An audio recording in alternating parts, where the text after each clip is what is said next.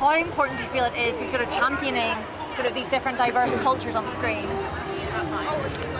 I think it's critically important to be an advocate for representation and for culture.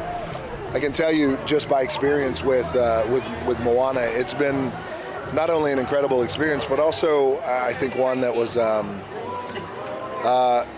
brought me closer to my own culture.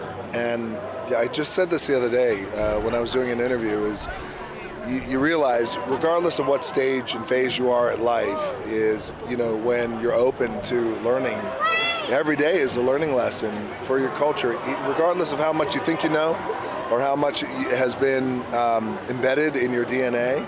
So every time I go back home to Hawaii or speak with my Samoan elders or call on my ancestors, you always learn so much. So I think to be able to bring Moana to the big screen and to have a lot of a lot of people around the world who anticipate the film is really a great thing. But also I think embracing not only our culture, our Polynesian culture, but also embracing their own culture too as well. 100%.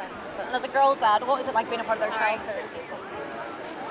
It's the greatest thing. I think there's two parts for me that's just so incredibly personal and connected to Moana 2. Number one is my grandfather. The character of Maui was largely inspired by my grandfather.